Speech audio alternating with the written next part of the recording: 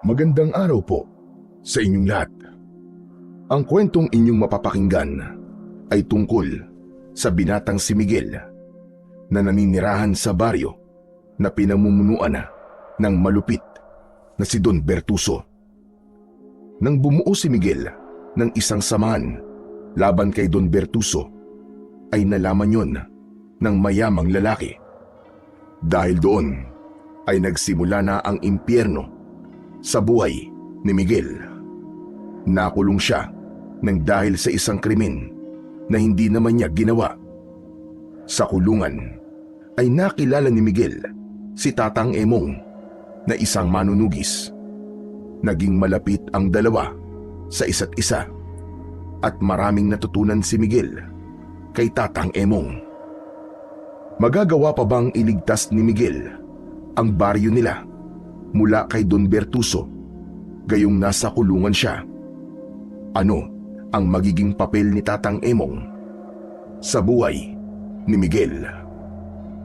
Ngunit bago po ang lahat, mga idol, huwag po nating kalimutang mag-subscribe, mag-like at i-hit ang notification bell sa aking YouTube channel na The Voice Addict at Apong Isaac para sa mas marami pang makapigil hininga na kwentong aswang at katatakutan mula sa mundo ng kababalaghan.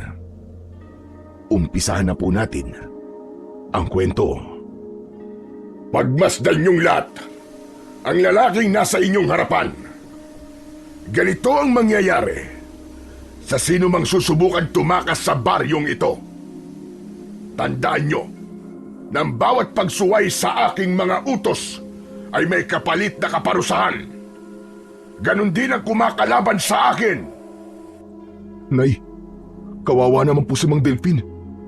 Tignan niyo, at napakaraming sugat ng likod niya dahil sa latigo ni Don Bertuso. Ano po kaya kung tulungan natin siya? Kung gusto mo nang mamatay ay gawin mo yan. Magpasalamat ka na lang.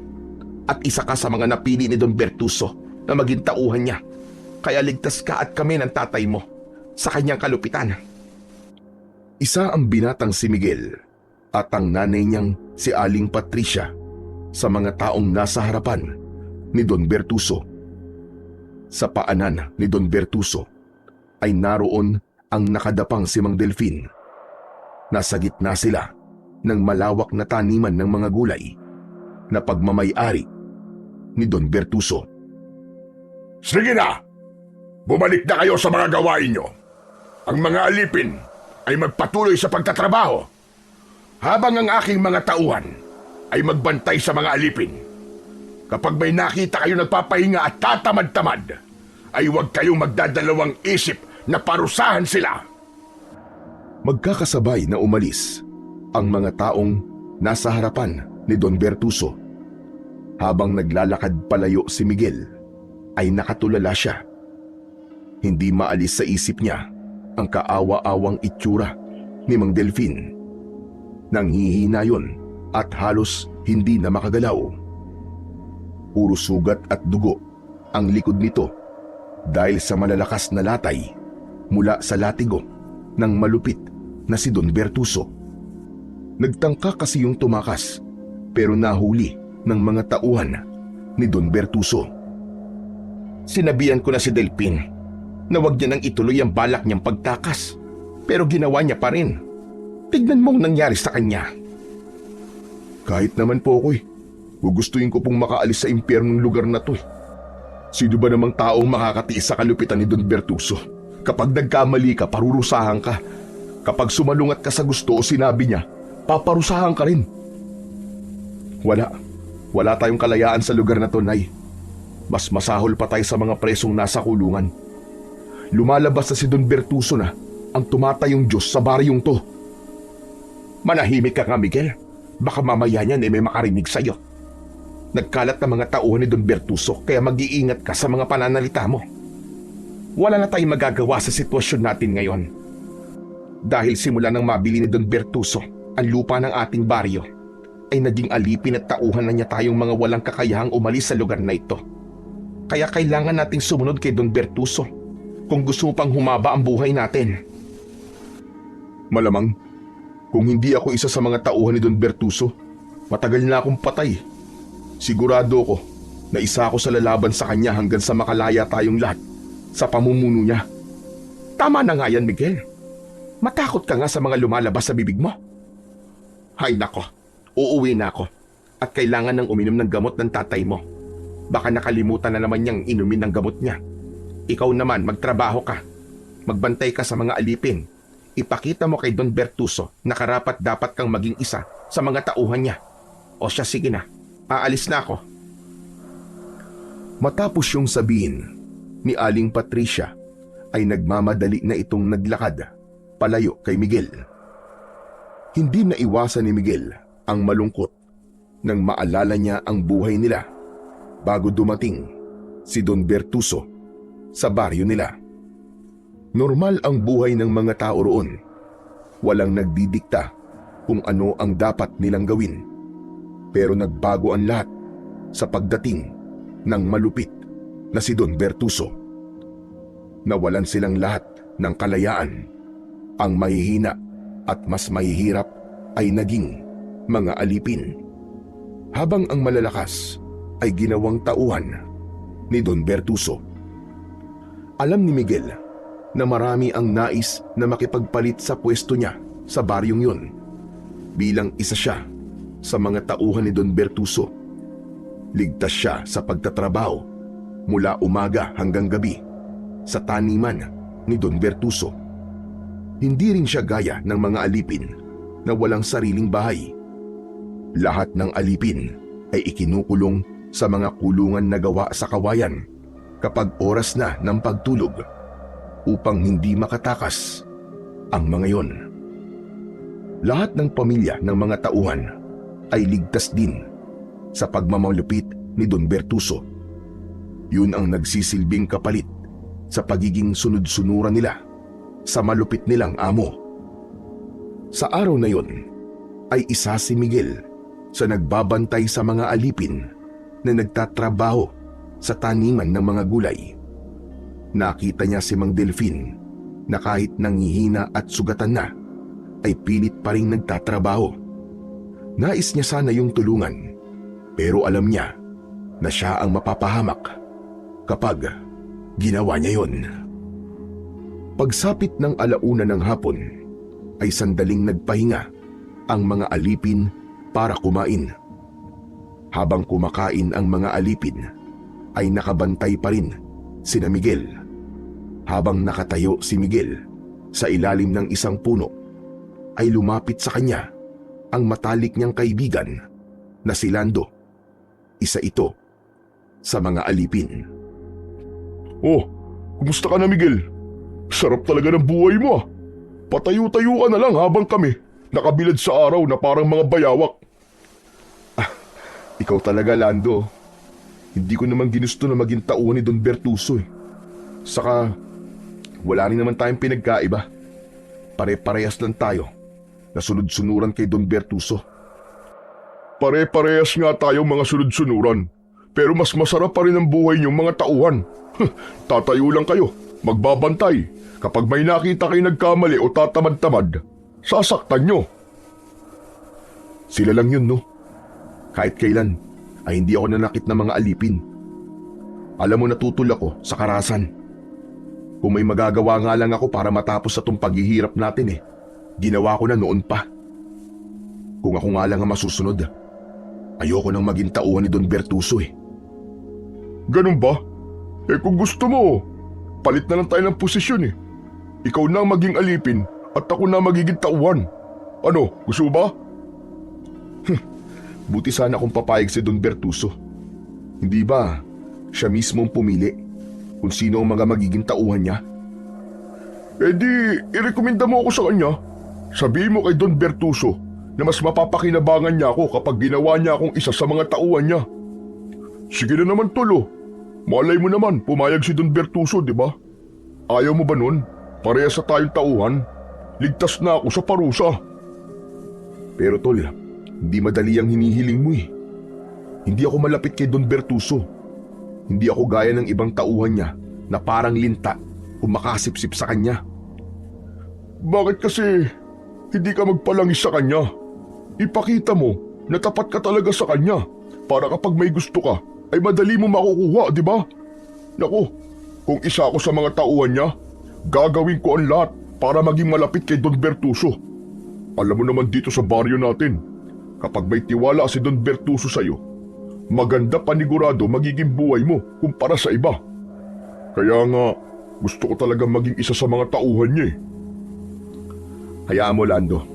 Kapag nagkaroon ng pagkakataon, ay sasabihin ko kay Don Bertuso yung sinabi mo sa akin.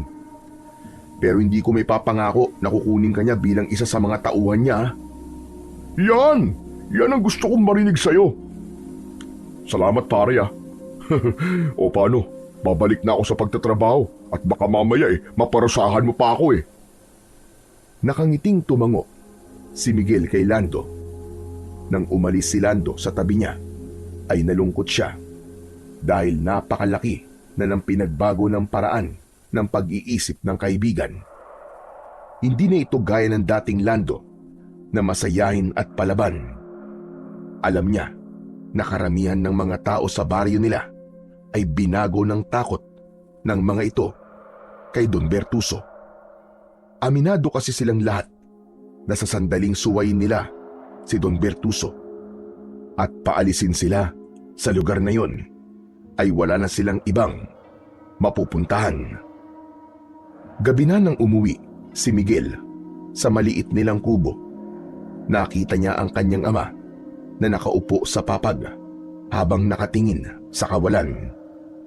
Ang nanay naman niya ay nasa isang sulok at may tinatahi na damit. Nagmano si Miguel sa mga magulang niya. Saka siya umupo sa tabi ng tatay niyang si Arnulfo. Sige na, kumain ka na dyan. Pritong galunggong ang ulam natin. Mamaya na po, Nay. Hindi pa naman po ako nagugutom. Nay, kumusta na po pala si tatay? Nagsalita na po ba siya? Hindi pa. Saka wag ka nang umasang magsasalita pa ang tatay mo. Hindi na yun mangyayari lalo na hindi siya natitignan ng doktor. Kausapin ko po kaya si Don Bertuso at sabihin ko po na baka pwedeng dali natin sa ospital si tatay. Ano ka mo? Nagpapatawa ka ba, Miguel? Sa tingin mo ba ipapayag si Don Bertuso? Pero sige, sabihin na natin pumayag siya. Saan naman tayo kukuha ng pera na pambayad sa therapy ng tatay mo? Sige nga. Pero Nay, hahayaan na lang po ba natin na ganyan po si tatay? Sa ngayon ay wala tayong magagawa, kundi ang tiisin ang kalagayan ng tatay mo. Magtiis na lang tayo sa halamang gamot na sinabi ng albularyo. Malay mo, doon siya gumaling. Saka ang mahalaga ay buhay siya kahit hindi siya nagsasalita. Naaawang tinignan ni Miguel ang kanyang ama. Simula kasi nang mamatay ang lolo niya, na tatay ng tatay niya, ay hindi na ito nagsalita. Namatay ang lolo ni Miguel dahil ito ang namuno sa mga rebelde na nag-aklas kay Don Bertuso. Mismong sa harap ni Arnulfo, pinatay ni Don Bertuso ang lolo ni Miguel. Kaya naiintindihan ni Miguel kung bakit tila nawala sa sarili ang tatay niya at hindi na ito nagsalita. Kahit sinong anak ay labis na magigimbal kapag nasaksihan ito ang pagpatay sa tatay nito. Sa bawat araw na lumilipas ay saksi si Miguel sa paghihirap ng mga alipin. Bago pa tuluyang sumikat ang araw, ay isa siya sa nagbubukas ng mga kulungan ng mga alipin. Nakikita niya kung paanong nahihirapan ang mga yon na humiga sa malamig na lupa. Kahit wala pang laman ang tiyan, ay nagsisimula ng magtrabaho ang mga yon. Minsan, saksi rin siya sa pananakit na ginagawa ni Don Bertuso sa mga alipin na nagkakamali. May mga pagkakataon din na kahit wala namang nagawang mali ang isang alipin, ay sinasaktan pa rin ni Don Bertuso. Isang umaga, habang nagbabantay sa mga alipin sa taniman ng gulay, ay nakita ni Miguel na hinahampas ng yantok ng isang tauhan si Mang Delfin. Halos malugmok na ang kaawa-awang matanda. Hindi na nakatiis si Miguel. Nilapitan niya ang lalaking tauhan at pinigilan niya ito. Ayon sa tauhan, ay nahuli nitong nakaupo lang si Mang Delfin. Kaya nito yon sinaktan. Ano ka ba naman? Intindihin mo na lang si Mang Delfin. Alam mo naman na naparusahan siya ni Don Bertuso nung isang araw, di ba? Tignan mo nga oh. At sariwa pa ang mga sugat niya. Tapos dadagdagan mo pa. Siguro naman may tatay at lolo ka. Maawa ka naman sa kanya. Sige na, ako nang bahala dito. Umalis na ang lalaking tauhan. Inalalayan ni Miguel si Mang Delfin sa pagtayo at dinala niya ang matanda sa lilim ng isang malaking puno. Pinainom niya ito ng tubig. Matapos uminom ng tubig ni Mang Delfin, ay bumalik na ito sa pagtatrabaho. Pinigilan ito ni Miguel at aniya ay magpahinga na lang ito. Pero natatakot si Mang Delfin na may ibang tauhan na makakita rito at muli itong saktan. Nagulat si Miguel nang lumapit sa kanya si Aling Patricia. May dala itong mga damit na bagong laba. Labandera kasi ang nanay niya sa mansyon ni Don Bertuso. Miguel anak, anong ginagawa mo? Bakit po?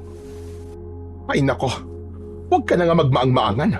Nakita ko na tinulungan mo si Mang Delfin. Nay, naawa lang po ako sa kanya. Wala namang pumali sa ginawa ko Sa labas ng lugar na ito, tama ang ginawa mo. Pero sa mata ng lahat ng nandito, lalo na kay Don Bertuso, ay isang malaking pagkakamali yun, Miguel. Hindi ka ba talaga nag-iisip? Paano kung may magsumbong kay Don Bertuso? Anong gagawin mo? Sige nga. Tandaan mo, kapag nagalit sa iyo si Don Bertuso, hindi lang ikaw ang mapapahamak, kundi pati rin kami ng tatay mo. Gusto mo bang mula sa pagiging tauhan ay maging alipin ka? Gusto mo bang maranasan ang mga nararanasan ng mga alipin? Pasensya na po, Nay. Hindi ko po kasi kayang walang gawin kapag may nakikita po ako nahihirapan. Hindi ko po kaya magbulag-bulagan sa hindi tamang nangyayari sa lugar na to. At anong gagawin mo? Magiging rebelde ka? Nakalimutan mo na ba nangyari sa lolo mo? Gusto mo bang magaya sa kanya, ha? Alam mo, yung pagiging mabait mo ang ikakapahamak natin. Umayos ka, Miguel. Kung gusto mo manatili sa kung nasaan ang pamilya natin sa lugar na ito, ay matutukan sundin ang lahat ng sinasabi ni Don Bertuso.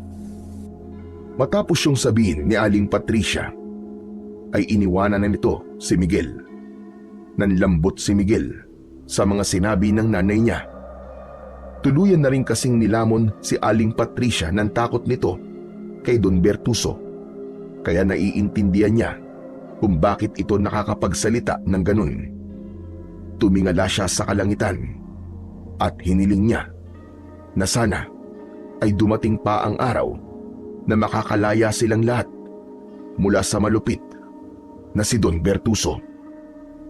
Nang sumunod na araw ay nabulabog ang lahat nang natagpuan ang walang buhay na katawan ni Mang Delfin sa bukana ng taniman ng mga gulay. Kalunos-lunos ang lagay ng bangkay ng matandang lalaki. Wakwak ang tiyan nito at wala ng lamang loob. Nagkaroon ng bulong-bulungan na aswang daw ang may gawa nun kay Mang Delfin. Dahil doon, mas tumindi ang takot ng lahat, lalo na't hindi na lang si Don Bertuso ang kinatatakutan nila, kundi maging ang aswang na pinaghihinalaang gumagala sa baryo nila. Isang gabi, naatasan si Miguel na magbantay sa mga biyag sa kulungan. Napansin niya na labis ang panghihina ng lahat, kaya nang nakita niya si Lando na nasa gilid ng kulungan, ay lumapit siya rito para mag-usisa. Lando, ano nangyayari sa inyo? Bakit parang hinang-hina kayo? Hindi mo ba alam? Napeste ang taniman ng mga gulay. Yung malapit sa paanan ng bundok. Nagalit si Don Bertuso, kaya hindi niya kami pinakain ng buong araw. Kahit tubig nga hindi rin niya kami binigyan. Kung tutuusin, ay wala naman kaming kinalaman dun eh. Nadamay lang kami. Hayop talaga. Wala talagang awa si Don Bertuso. Pinagsisilbihan na nga natin siya nang wala tayong nakukuhan sahod, ay ganito pa ang ginagawa niya sa atin. Pare, hinang-hina na ako. Baka naman pwede mo kaming tulungan. Kahit tubig lang sana oh. Para kahit papano ay may laman ang aming sikmura ngayong gabi. Sige, huwag ka mag-alala. Gagawa ko ng paraan. Ikukuha ko kayo ng tubig. Nagtungo si Miguel sa likod na bahagi ng mansyon ni Don Bertuso. Sigurado siya na sa oras na yon ay tulog na ang kanilang amo, kaya kampante siyang tulungan ang mga alipin. Kumuha siya ng isang timba at pinuno niya yon ng tubig mula sa poso. Wala siyang nakitang baso, kaya tabo na lamang ang inilagay niya sa timba. Binuksan ni Miguel ang kulungan na kinaroroonan ni Lando at ng iba pa. Nang iabot niya sa mga naroon ang isang timba ng tubig, ay nagunahan ang mga yon sa pag-inom. Teka, dahan-dahan lang. Huwag kayong mag-agawan. Marami pang tubig sa poso. Awang-awa si Miguel sa mga tao habang umiinom ang mga yon ng tubig. Binigyan din niya ng tubig ang mga taong nasa iba pang kulungan. Nang masiguro niya na nakainom na ang lahat, ay nakahinga siya ng maayos. Masaya ang puso niya na nakatulong siya sa mga kababaryo niya kahit sa maliit lang na paraan. Kinabukasan ng umaga, habang abala si Miguel sa pagbabantay sa mga alipin na nagtatrabaho sa taniman ng mga gulay, ay lumapit sa kanya ang isa sa mga tauhan ni Don Bertuso. Ayon dito, ay nais siyang makausap ng amo nila at pinapapunta siya nito sa mansyon. Walang ideya si Miguel kung bakit siya gustong makausap ni Don Bertuso, pero may kaba siyang naramdaman. Pagpasok niya sa sala ng mansyon, ay bumungad sa kanya ang karangyaan ng bahay ni Don Bertuso. Makintab ang marmol sa sahig at may malaking chandelier na nakasabit sa gitna. Nakaupo si Don Bertuso sa sofa habang may hawak na tabako. Magandang umaga po, Don Bertuso. Ipinatawag niyo raw po ako. Lumapit ka rito, Miguel. Humakbang si Miguel papalapit kay Don Bertuso. Malakas ang kabog ng kanyang dibdib. May nakapagsabi sa akin na pinainom mo raw ng tubig ang mga alipin kagabi. Totoo ba yon? Sino pong may sabi niya sa inyo? Hindi na mahalagang malaman mo kung sino. Sagutin mo na lang ang tanong ko. Totoo ba o hindi? Totoo po. Naawa po kasi ako sa kanila nang nalaman ko po na maghapon po silang hindi kumakain at umiinom. Baka po kasi kung anong mangyari sa kanila eh. Hindi rin ba nasabi sa'yo na yun ay parusa ko sa kanila? Dahil napeste ang taniman ng mga gulay na malapit sa paanan ng bundok. Alam mo ba kung magkano nalugi sa akin dahil sa kapabayaan ng mga alipin? Sa ginawa mo, tinuturuan mo mga alipin na huwag matakot sa akin kasi alam nila na merong tutulong sa kanila sa tuwing paparusahan ko sila. Pasensya na po, Don Bertuso. Hindi ko po kasi kayang tiisin ang mga kababayan ko. Mga alipin ko na sila at ikaw ay isa sa aking mga tauhan. Miguel, isa ka sa mga kinuha kong tauhan ko dahil alam kong malakas ka. Alam ko na mas mapapakinabangan kita bilang isa sa aking mga tauhan. Alam mo naman siguro na isang malaking paglabag sa batas ko ang ginawa mo. Handa po kong tanggapin ang kahit na anong kaparusahan na ipapataw niyo po sa akin, Don Bertuso. Mabuti naman at alam mo mangyayari sa'yo. Pero dahil isa ka sa aking mga tauhan, ay bibigyan kita ng pagpipilian. Anong mas gusto mo? Tanggalin kita bilang isa sa aking mga tauhan at magiging alipin ka o 20 hampas ng latigo sa likod mo. Sandaling nag-isip si Miguel. Alam niyang hindi niya maaaring piliin na maging alipin siya dahil hindi lang siya ang mahihirapan, kundi maging ang mga magulang niya. Naghihintay ako ng sagot mo, Miguel. Bilisan mo, dahil kapag nainip ako, ay ako na ang pipili para sa'yo. 20 hampas na lang po ng latigo. Yun po pinipili kong kaparusahan. Tumango-tango si Don Bertuso. Tinawag nito ang isa sa mga kasambahay at inutusan nito yon na kunin ang latigo sa kwarto nito. Sunod na tinawag ni Don Bertuso ang 2 nitong tauhan at dinala ng mga yon si Miguel sa labas ng mansyon. Maya-maya pa ay sumunod na rin doon si Don Bertuso. Pinaluhod siya nito sa lupa.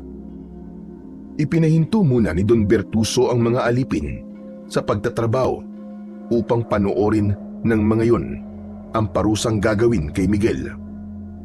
Nakaharap si Miguel sa mga tao habang nasa likod niya si Don Bertuso. Nagulat si Miguel nang makita ang nanay niya na isa sa mga taong nasa harapan niya. Naluwa siya dahil alam niya na masasaktan ang nanay niya sa gagawin ni Don Bertuso sa kanya. Ngayon, masasaksiyan niyo kung ano ang mangyayari sa mga taong sumusuway sa aking mga batas. Gusto ko ring ipakita sa inyo na hindi lang mga alipin ang pinaparusahan ko. Kahit mga tauhan ko ay makatatanggap din ng parusa sa sandaling gumawa sila ng labag sa aking kagustuhan at batas. 3 magkakasunod na hampas ng latigo ang unang natanggap ni Miguel. Mariin siyang napapikit. Naramdaman niya ang hapdi nang tila napunit ang balat niya sa likod. Tumiim ang bagang niya nang naging sunod-sunod na ang paghampas ni Don Bertuso sa likod niya. Tiniis niya ang sakit at pinilit niyang maging matatag. Habang patuloy si Don Bertuso sa pagpaparusa kay Miguel, ay nakatingin si Aling Patricia sa kanya. Halatang pinipigilan ni Aling Patricia ang pagpatak ng luha nito. Nang natapos na si Don Bertuso sa paghampas ng latigo, ay tuluyan nang napalugmok si Miguel sa lupa. Napahalik siya sa lupa habang nanginginig ang buo niyang katawan. Halos wala na siyang maramdaman sa kanyang likod. Tinapakan pa ni Don Bertuso ang likod ni Miguel, kaya impit siyang napasigaw dahil sa labis na sakit. Magsilbing aral sana sa inyo ang nasaksiyan nyo ngayong umaga. Alipin man o tauhan ko ay walang ligtas sa aking kaparusahan.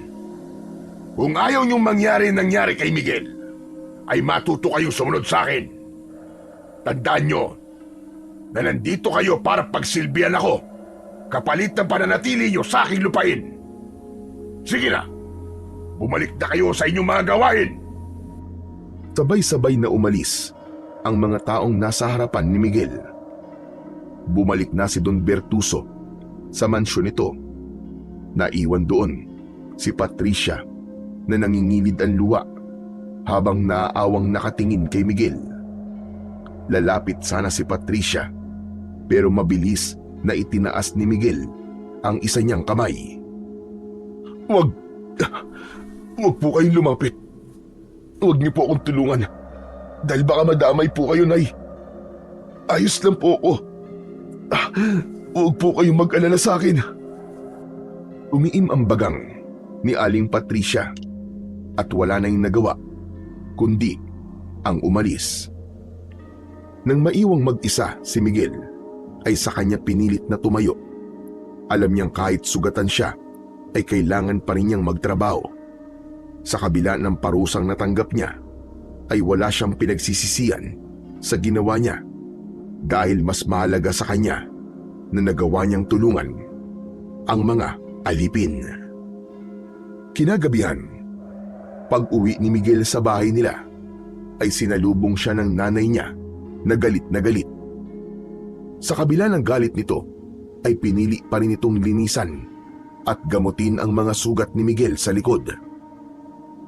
Ano ba kasing ginawa mo? At pinarusahan ka ni Don Bertuso? Binigyan ko po kasi ng tubig kagabi ang mga alipin. Naawa po kasi ako sa kanila eh.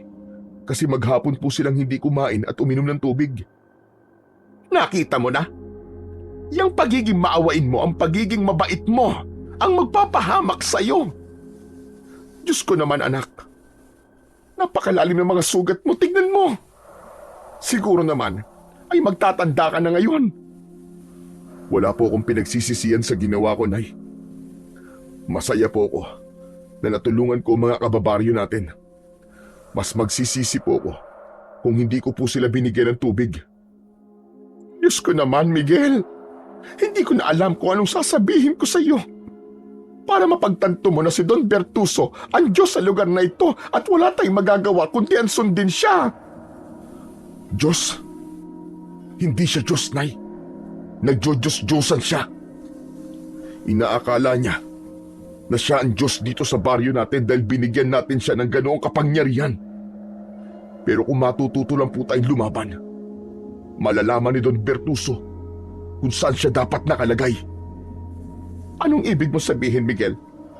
Lalabanan mo si Don Bertuso? Tumigil ka sa naiisip mong yan, ha?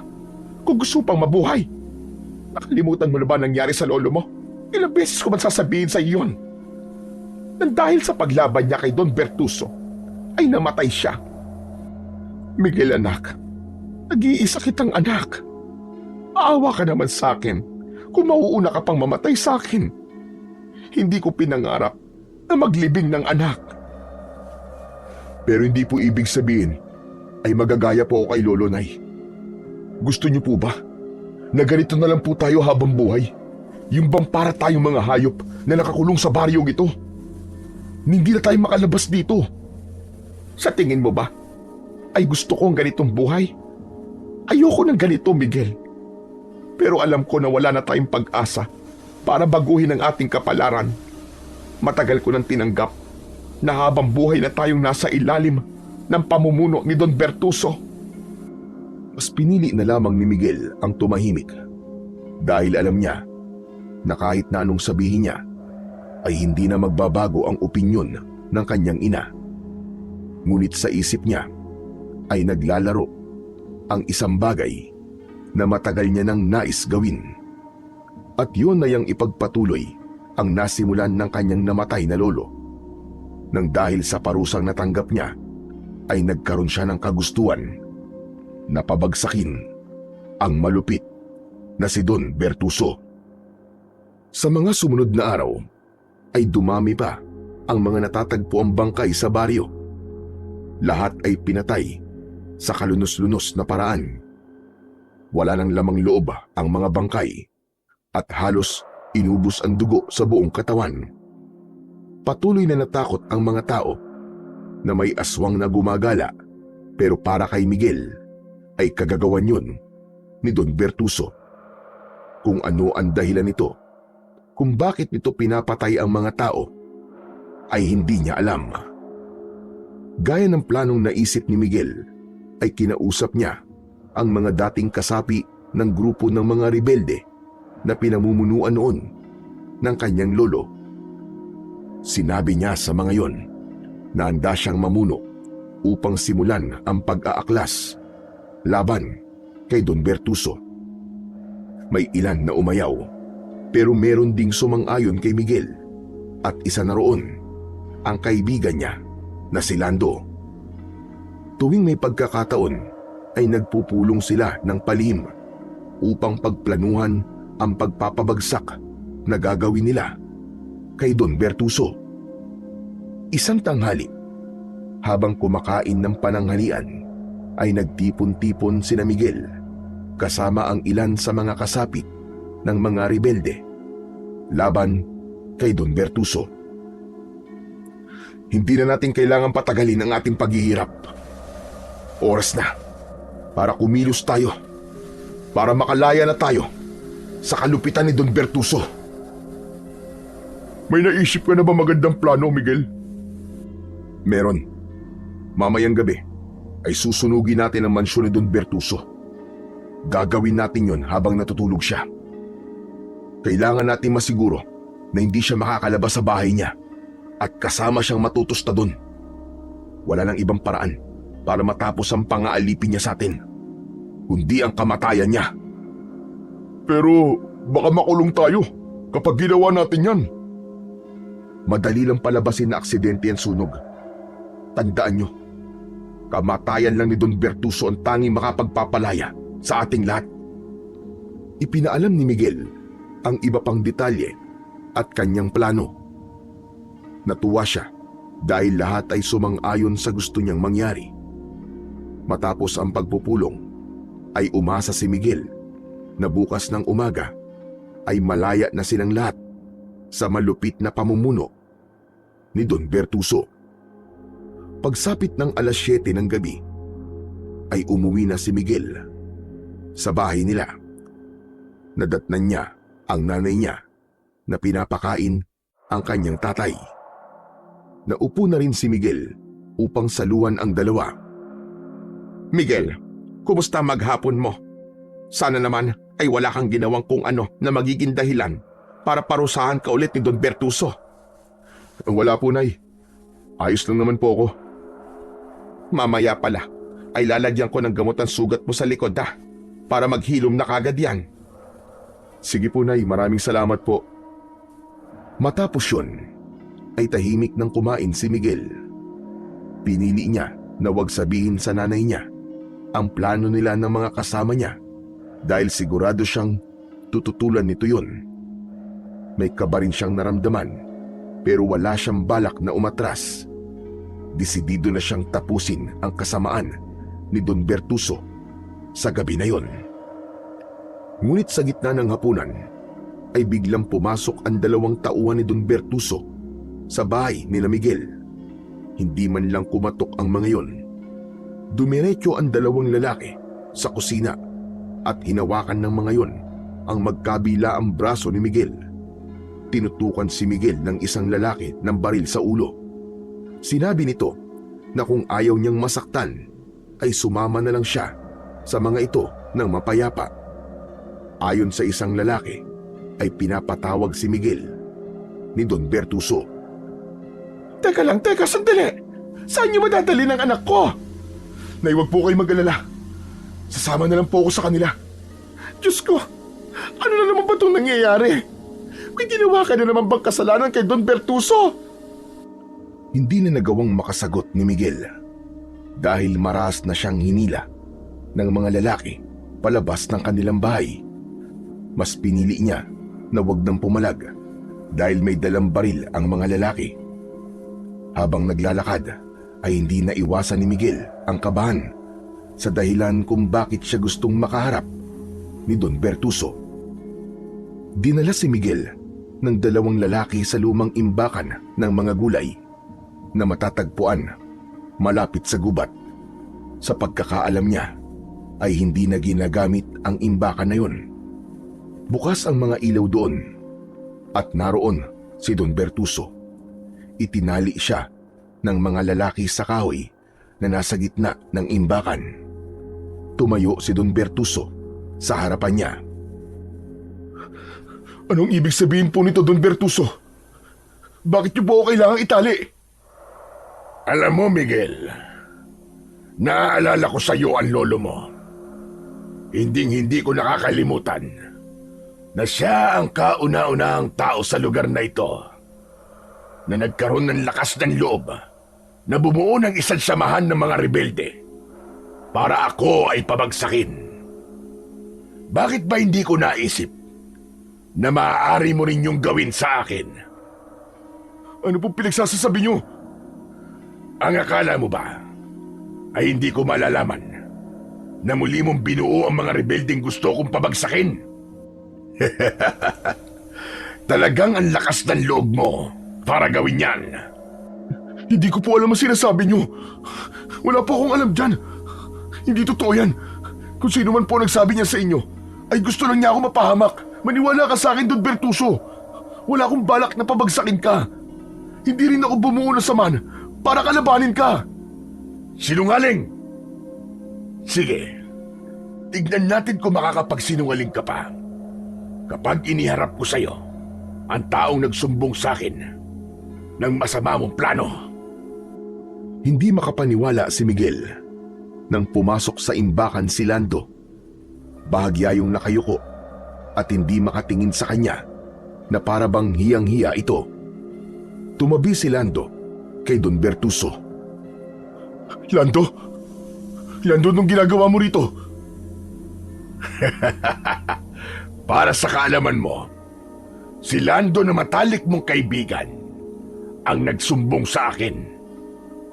Lando, sabihin mo nga kung ano ang pinaplano niyong gawin ngayong gabi. Plano po nila, Miguel, na sunugin ang inyong mansyon habang natutulog kayo. Gusto po niyang mamatay kayo sa sunog na yon at palabasin na aksidente ang lahat para hindi kami makulong. Walang niya ka, Lando! Walang niya ka! Traidor ka! Akala ko ba'y kakampi ka namin? Itinuring pa naman kitang kaibigan tapos ganito lang pala ang gagawin mo sa akin? Traidor ka!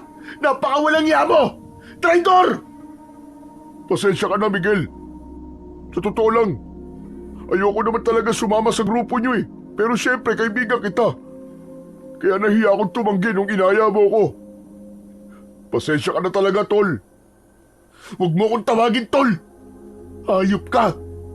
Hindi mo alam ang ibig sabihin ng salitang yan. Traidor! Tumahimik na kayong dalawa. Naririndi na ako sa kadramahan ninyo. Ngayon, Miguel, siguro naman ay napatunayan ko na sa'yo na lahat ng kumakalaban sa akin ay hindi nagtatagumpay. Tignan mo ang nangyari sa'yo ngayon. Tandaan mo, hindi pa isinisilang sa mundong ito ang taong magpapabagsak kay Don Bertuso.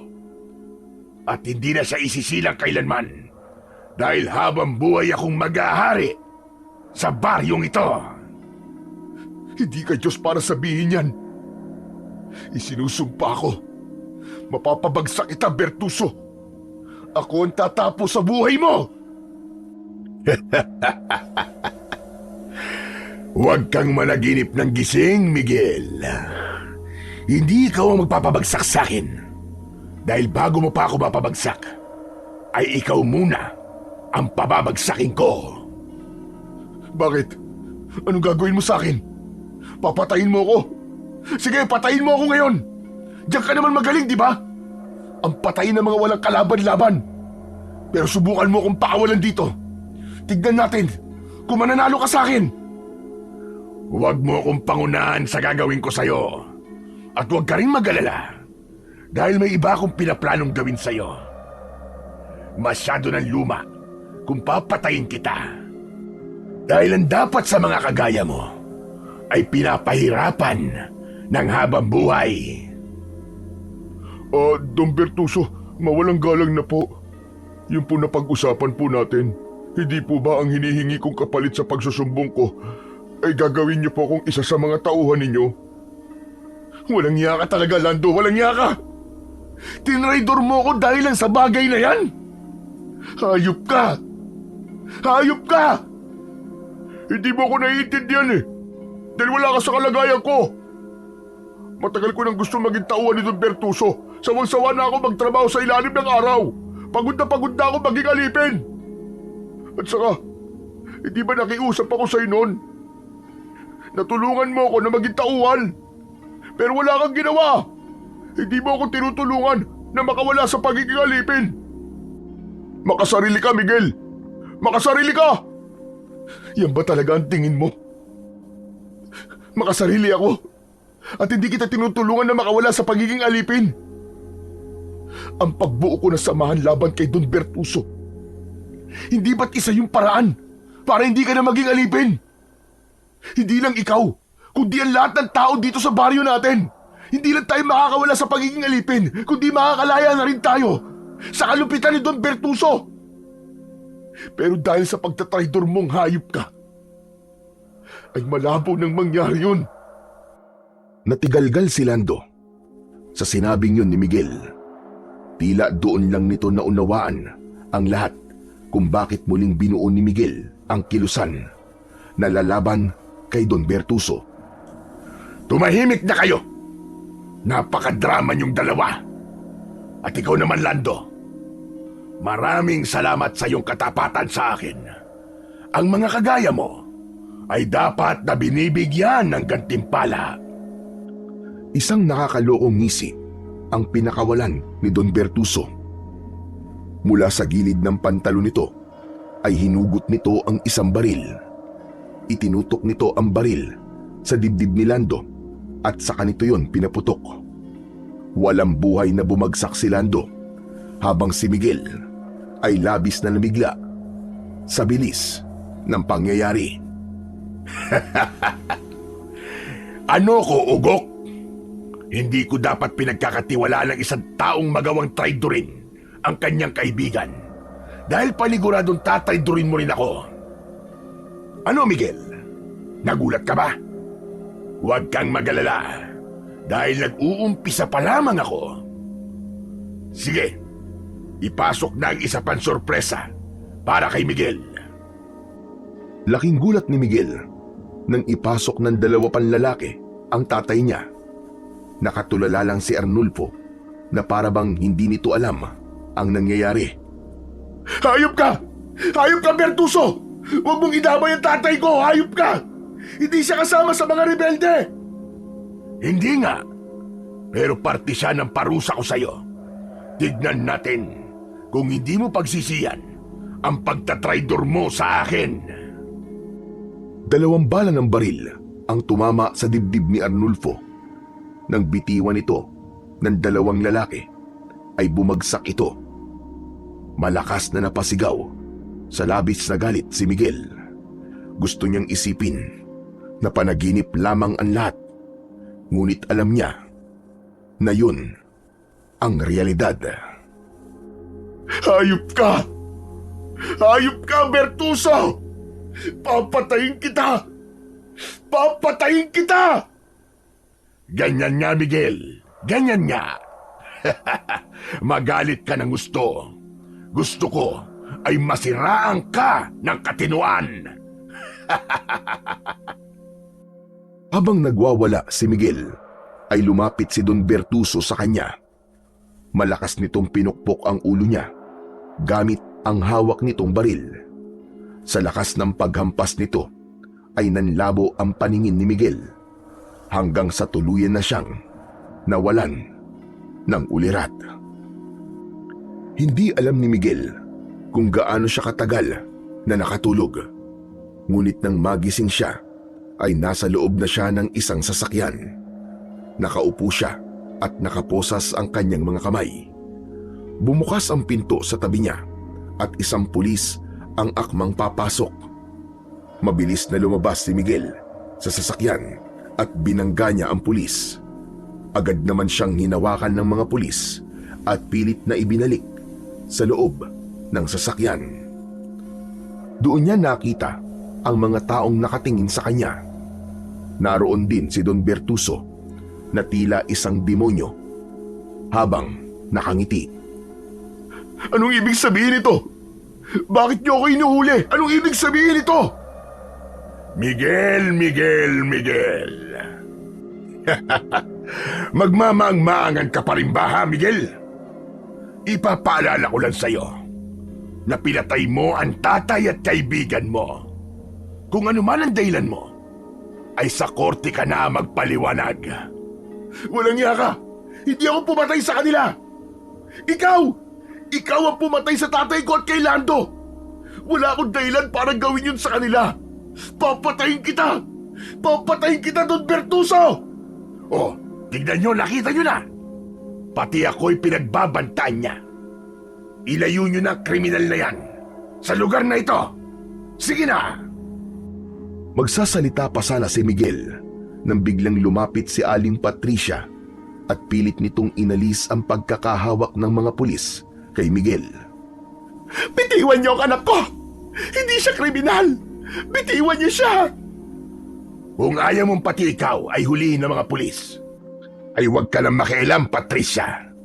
Alam kong mahirap para sa'yo na tanggapin na sarili mong anak ang pumatay sa iyong asawa. Pero wala tayong magagawa. Kailangan makulong ni Miguel. Yun ang batas. Ang ganyang karumal-dumal na krimen ay hindi ko pinapayagan sa aking lugar.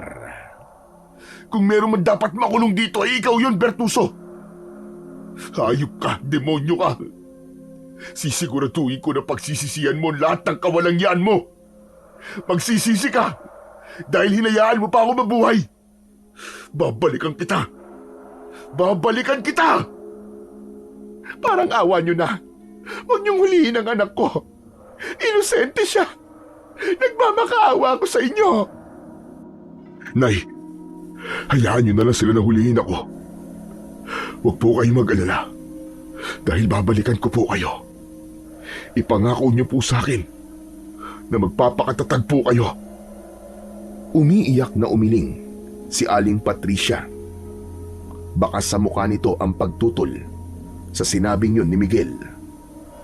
Hinayaan na lamang ni Miguel na hulihin siya ng mga pulis. Hindi na siya nanlaban dahil napagtanto niyang mas lalo lamang hindi magiging maganda ang sitwasyon kapag nagpumiglas pa siya. Nang umandar na ang sasakyan ng mga pulis, ay tinignan ni Miguel ang lugar nila. Nangako siya sa kanyang sarili na hindi yun ang huling beses na makikita niya ang baryo nila. Isinumpa niya na magbabalik siya roon at sisiguraduhin na niya ang pagbagsak ni Don Bertuso. Labagman sa kalooban, ay tinanggap na lamang ni Miguel ang kanyang mapait na kapalaran. Sandali lang na nagkaroon ng imbestigasyon at agad na siyang nahatulan ng pagkakakulong sa kasalanang hindi niya ginawa. Napakasakit para sa kanya na iniisip ng mga tao sa lugar nila na siya ang kumitil sa buhay ng sarili niyang tatay at kaibigan. Ngunit naniniwala siya na darating ang panahon na malilinis din niya ang kanyang pangalan. Dinala si Miguel sa isang malayong kulungan. Unang araw pa lang niya sa kulungan ay may hindi na kagad magandang nangyari. Nagkamali kasi siya ng higaan na napili dahil pwesto na pala yun ng kinatatakutang preso na si Bogart. Pinugbog siya ng mga tagasunod ni Bogart at wala siyang nagawa dahil mag-isa lang siya. Isang tanghali, habang kumakain si Miguel, ay isang matandang lalaki ang umupo sa harapan niya. Hindi niya yon pinansin, pero nakita niya na nakatitig ang matandang lalaki sa kanya. "Tatang, bakit po kayo nakatingin sa akin ng ganyan? May problema po ba?" Ako, wala akong problema. Pero ikaw, mukhang malaki ang naging problema mo. Nakita ko na binugbog ka ng mga alipores ni Bogart dahil humiga ka sa higaan ni Bogart. Hindi ko naman po alam na may nakapwesto na pala sa higaan na yun eh. Wala po palang pinagkaiba ang kulungan na to sa lugar na pinanggalingan ko. Kahit dito, ay may nag-ahari-arian din. Ganito talaga rito. Kapag ipinakita mong mahina ka, wala, kakayang-kayanin ka nila. Kaya kung ako sa'yo, dumikit ka palagi sa akin. Iginagalang ako rito dahil isa ako sa pinakamatagal na preso rito. Pero sa totoo lang, hindi ako dapat nandito eh. Alam mo bang, nakulong ako dahil pumatay ako ng isang pamilya ng mga aswang. Hindi naniwala ang mga pulis na aswang ang pamilyang yun. Kaya yun, kalaboso ako. Kung alam lang nila, ang pamilyang yon ang salarin sa napakaraming patayan na nangyayari sa aming lugar, ay hindi mangyayari ito. Kahit naman po ko hindi maniniwala sa aswang na sinasabi niyo. Naiintindihan kita. Sadyang marami pa rin ang hindi naniniwala sa mga kampon ng kadiliman na tulad ng aswang. Pero ako na ang nagsasabi sa'yo. Totoo sila, bata. Oo nga pala. Ang dami ko nang nasabi, pero hindi ko pa alam ang pangalan mo. Ako nga pala si Emong.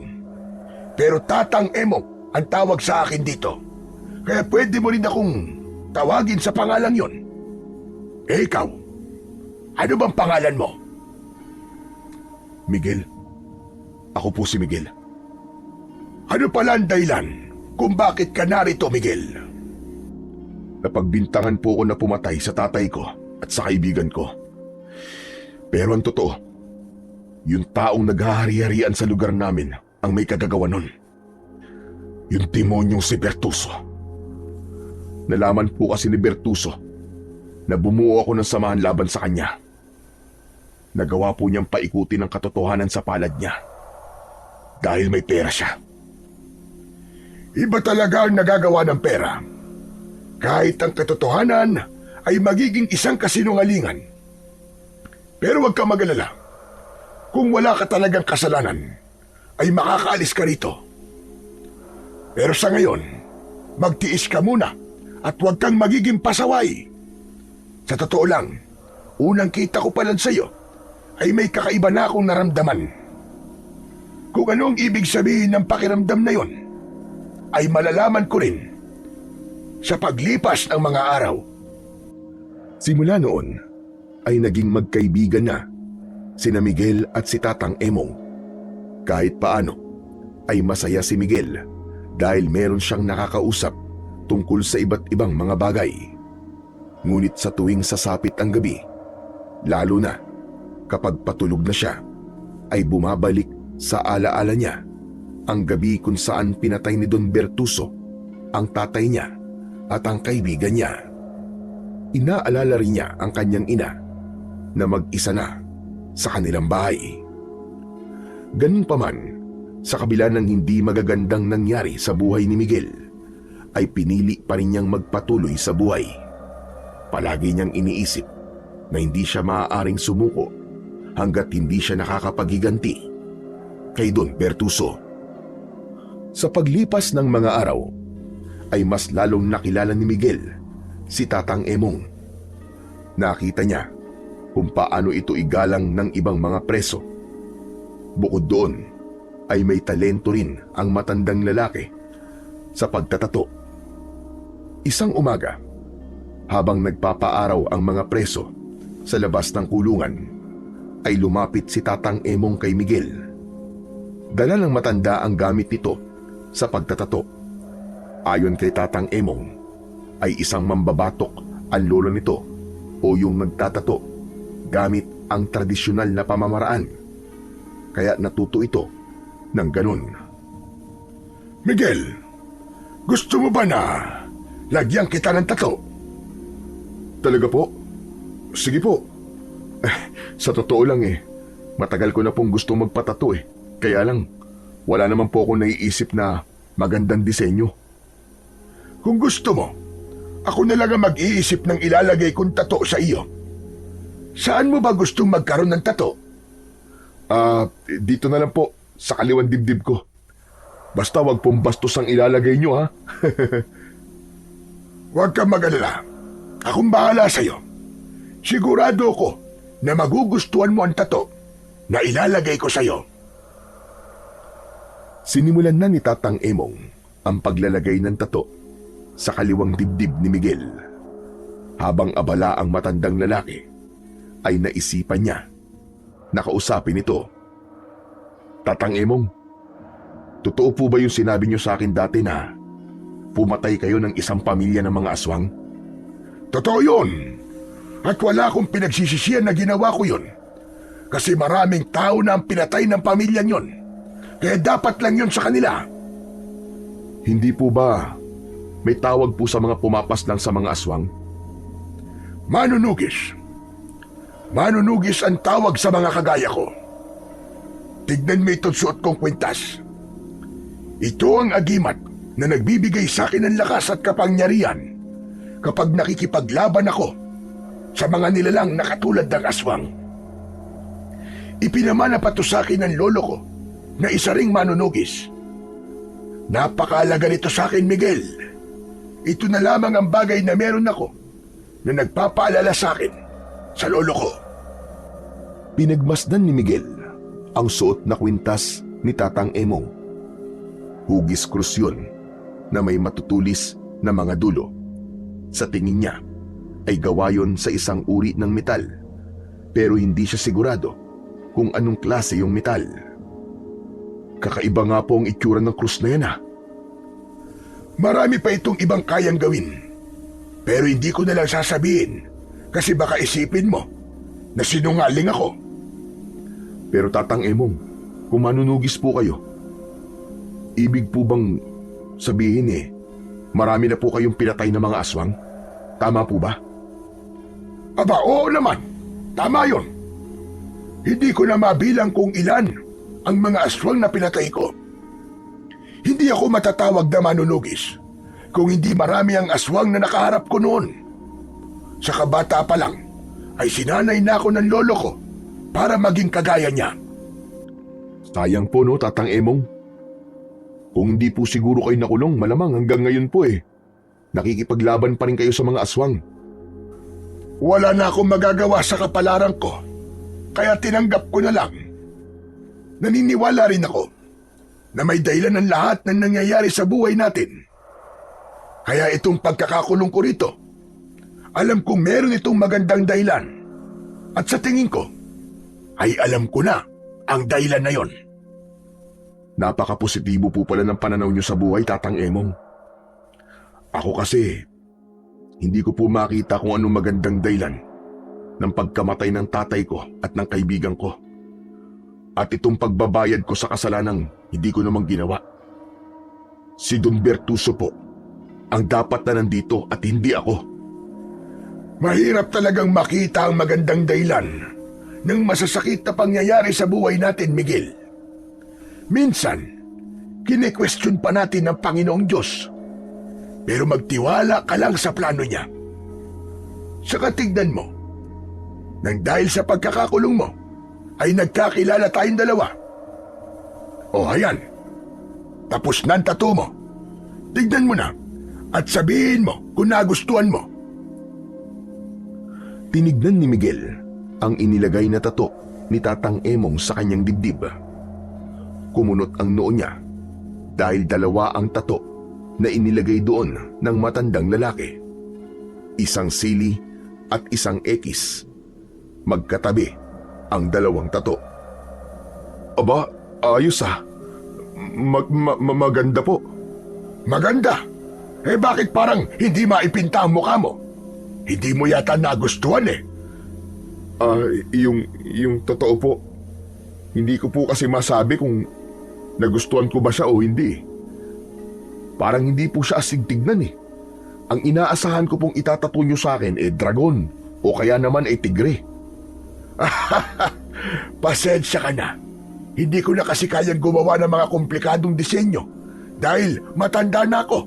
Nanginginig na ang mga kamay ko. Kaya simpleng tattoo na lang ang inilagay ko sa'yo. Ayos lang po. Ang cute nga po nitong tattoo nyo sa akin Pero bakit po pala sili at X ang nilagay niyong tattoo sa akin? Ang totoo, Miguel, ay merong ibig sabihin ng mga yan. Pero saka ko nasasabihin sa'yo. Sa tamang panahon. Bakit hindi niyo pa po sabihin sa akin ngayon, Tatang? Pasuspense pa po kayo Hindi po ako makakatulog nito sa kakaisip kung ano po bang ibig sabihin ng tattoo na to. Basta, saka ko nasasabihin sa'yo. Huwag ka nang makulit dahil hindi pa ito ang oras para sagutin ko ang tanong mo na yan. Biglang naubo si Tatang Emong. Itinakip nito ang palad nito sa bibig dahil tuloy-tuloy ang pag-ubo nito.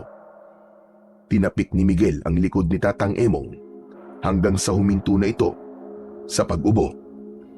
Nang alisin ng matanda ang kamay sa bibig nito, ay nagimbal si Miguel nang nakita niyang may bahid ng dugo ang palad nito. Tatang, bakit po may dugo ang kamay niyo? Wala ito. Napalakas lang ang ubo ko. Kaya nasugatan siguro ang lalamunan ko. Pero parang hindi po normal ang dami ng dugo na yan Tatang, may sakit po ba kayo? Ano ba sakit ang sinasabi mo? Nakita mo na napakalakas ko pa. Kaya paano ako magkakasakit? Sige nga, sabihin mo. Malay ko po bang may sakit pala kayo tapos hindi niyo po sinasabi sa akin? Wala akong sakit, Miguel. Huwag na nga kung ano-ano pa ang iniisip mo. Malakas na tumawa si Tatang Emong, pero ramdam ni Miguel na peke ang tawang yon. Hindi na iwasang mag-alala ni Miguel para kay Tatang Emong dahil tila meron itong itinatago sa kanya pagdating sa lagay ng kalusugan nito. Simula noon ay naging mapagmatsyag na si Miguel kay Tatang Emong dahil malakas talaga ang pakiramdam niya na meron itong iniindang sakit. Ngunit nagdalawang isip siya tungkol sa bagay na yon dahil palaging masigla si Tatang Emong. Isang gabi, bago sila matulog, ay ikinuwento ni Miguel kay Tatang Emong ang lahat ng nangyari sa baryo nila. Kahit si Tatang Emong ay nagalit din kay Don Bertuso. May mga tao talagang ginagamit ang kapangyarihan at estado nila sa buhay para manamantala. Ang mga ganyang uri ng tao ay masaya dito sa lupa, pero pagdating nila sa kabilang buhay, ay doon na sila sisingilin sa lahat ng kanilang mga pagkakasala. Pero hindi ko po gustong habang buhay na masaya si Bertuso dito sa lupa. Gusto kong maramdaman niya ang tindi ng pag-iiganti ko. Gusto kong makitang nahihirapan siya. Naiintindihan ko kung bakit ganyang katindi ang galit mo. Kahit ako ay nagalit sa Bertuso na yon dahil sa mga ikinuwento mo. Kaya nga po gusto kong makaalis sa lugar na to. Kailangan po ako ng baryo namin. Kailangan po ako ng nanay ko. Saka hindi lang po si Bertuso ang kinakatakutan sa lugar namin. May hinala po kasi ang mga tao sa baryo namin na meron dong gumagalang aswang. May ilan na nga po kasi kaming natagpo ang bangkay. Wakwak po ang tiyan nila at wala na pong lamang loob. Bukod pa ron, halos wala na rin po silang dugo kasi sobrang putla na po ng balat nila. Imposible naman pong mabangis na hayop lang po may gawa nun kasi walang ganong klaseng hayop sa baryo namin. Mukhang aswang nga ang salarin sa patayan na yon. Kung magbabalik ka pala sa inyo, ay dapat may kaalaman ka rin sa pakikipaglaban sa aswang. Yung po ang paniniwala ng ibang tao sa amin. Pero ako, 50-50 po ako. Saka po ako maniniwalang aswang ang may kagagawan nun kapag nakita ko ng harapan yung aswang. Alam mo, Miguel, may mga nilalang, bagay at pangyayari sa mundo na hindi mo na kailangan makita bago ka maniwala. Paano kung totoo nga may aswang sa baryo ninyo? Paano kung pagbalik mo ron, kailangan mo siyang labanan? Paano mo yun magagawa kung wala ka namang kaalaman sa pakikipaglaban sa ganung uri ng mga halimaw? Sige nga. Tama po kayo. Ang iniisip ko po kasi dati ay si Bertuso ang pumapatay sa mga tao sa baryo namin. Pero napagtanto ko po na wala siyang dahilan para gawin yun. Lalo na't hindi po siya mabubuhay kung mawawala ang mga tauhan at alipin niya. Baka nga po aswang talaga ang totoong salarin sa pagpatay sa aming baryo. Kaya nga maganda kung magkakaroon ka ng kaalaman sa pakikipaglaban sa mga aswang. Pero paano naman po ako magkakaroon ng ganong kakayahan? Natawa naman ako sa sinabi mo. Nakalimutan mo na yata na isa akong manunugis. Sino pa ba ang pwedeng magturo sa'yo? Kundi ako lang. Pero Tatang Emong, baka naman po mapagod kayo. Hindi po ba may sakit po kayo? Ilang beses ko bang kailangan sabihin sa'yo na wala akong sakit? Dahil ba nung umubo ako ay may lumabas na dugo sa bibig ko? Naipaliwanag ko na yan sa iyo. Pero bahala ka kung iisipin mo may sakit ako. Pero sagutin mo na lang ang tanong ko. Handa ka bang sumailalim sa aking pagsasanay? Handa naman po ako, Tatang Emong. Pero sigurado po ba kayo na kaya niyo pa po? Kung wala kang tiwala sa akin ay wag na lang. Ang dami mo pang sinasabi. Sige na nga po. Oo na po. Pumapayag na po ako. Basta kapag may nangyaring hindi maganda sa inyo, huwag niyo akong sisisihin ha. Kayo ang may gusto niyan. Natawa na lamang si Tatang Emong sa sinabi ni Miguel. May kabang naramdaman si Miguel dahil wala siyang ideya sa kung anong klase ng pagsasanay ang gagawin nila ni Tatang Emong. Simula noon ay lihim nang nagsanay si Miguel sa tulong ni Tatang Emong sa isang tagumpahagi ng kulungan kapag meron silang libreng oras. Doon unang natutunan ni Miguel ang mga galaw sa pakikipaglaban sa aswang at ang tamang pagdepensa. Ginamit nila ang mga piraso ng kahoy at bakal bilang sandata. Madalas ay nadadapa si Miguel, napupuruhan at nasusugatan, ngunit bumabangon pa rin siya sa bawat pagkakadapa niya. Alam niyang kailangan niyang tumatag upang magtagumpay siya sa kanyang pag-iiganti. Hindi lamang lakas ng katawan ang pinanday ni Tatang Emong kay Miguel, kundi maging ang tatag ng kanyang katawan. Tinuruan siya ni Tatang Emong kung paano kontrolin ang takot niya at kung paano manatiling kalmado kahit nakaharap sa panganib. Habang lumilipas ang mga araw, naramdaman ni Miguel na unti-unti siyang lumalakas at doon niya napagtanto na napakalaki ng naitutulong sa kanya ng pagsasanay ni Tatang Emong sa kanya. Isang hapon, matapos ang matinding pagsasanay, ay habol ni Miguel ang kanyang paghinga. Nilapitan siya ni Tatang Emong at tinapik nito ang balikat niya. Mahusay, Miguel. Mahusay. Labis mo kong pinahanga dahil napakabilis mong matuto. 1 linggo pa lamang tayo nagsasanay, pero nakikita ko na ang napakalaking pagbabago sa iyo. Magaling po kasi kayo magturo. Maraming salamat po, Tatang Emong. Kasi hindi niyo lang po ako tinuruan sa pakikipaglaban, kundi pinatatag niyo rin po ang aking katawan. Ginawa ko yan dahil walang silbi ang husay mo sa pakikipaglaban. Kung mahina naman ang iyong katawan, mas malaki ang tsansa mong magwagi sa kahit na anong laban kung matatag ang iyong pangangatawan. Ngayong handa ka na, ay may isang bagay akong ibibigay sa iyo na sigurado ko na magagamit mo. Nagulat si Miguel nang hubarin ni Tatang Emong ang agimat nito. Mas lalong nagulat si Miguel dahil isinuot yun ni Tatang Emong sa leeg niya. Isang papel din ang hinugot ng matanda mula sa bulsa ng pantalon nito at ibinigay nito yun kay Miguel.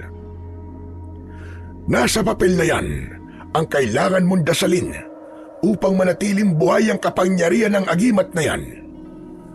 Gagawin mo yon tuwing gabi kapag bilog ang buwan.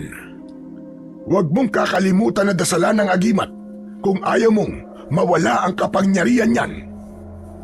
Ano po bang ibig sabihin nito? Bakit niyo po ibinibigay ang agimat niyo sa akin? Humina na ba ang iyong pag-iisip dahil sa araw-araw natin pagsasanay? Hindi pa ba malinaw na ipinapasa ko na sa iyo ang pangangalaga sa agimat na yan? Pero Tatang Emong, bakit po? Alam ko po kung gaano kaimportante sa inyong agimat na to. Ang sabi niyo po ay ipinamana pa sa inyo ito ng lolo niyo. Matanda na ako, Miguel. Kahit dala ko ang agimat na yan, ay hindi ko na kayang makipaglaban. Saka matagal ko nang tinanggap na retirado na ako sa pagiging manunugis. Kaya panahon na para ipasa ko yan sa iba. Wala rin naman akong anak, kaya naisip ko na sa'yo ko na lang yan ipamana.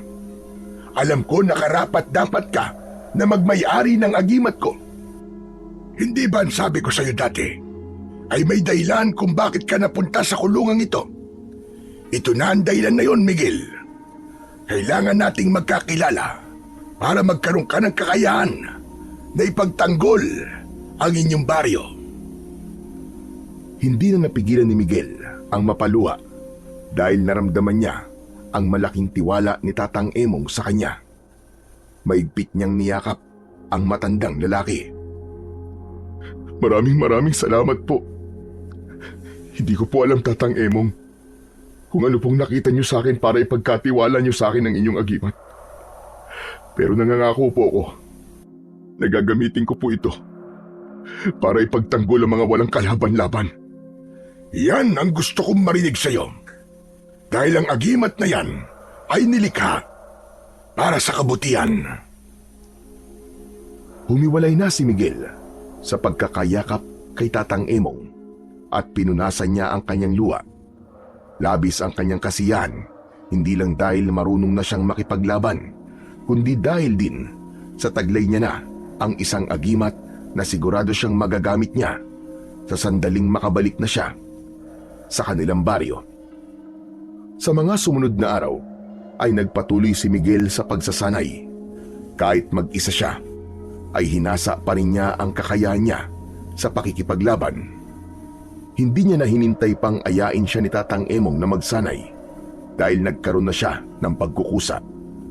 Alam ni Miguel na handa na siyang bumalik sa baryo nila upang pagbayarin si Don Bertuso sa lahat ng kasalanan nito. Handa na rin siyang harapin ang mga aswang na maaaring hanggang sa panahong yon ay patuloy pa rin nang bibiktima ng mga inosenteng tao. Ang tanging problema lamang niya ay kung paano siya makakalabas sa kulungan. Aminado siya na ang tanging paraan para makaalis siya roon ay ang pagtakas, pero hindi niya alam kung paano niya yon gagawin.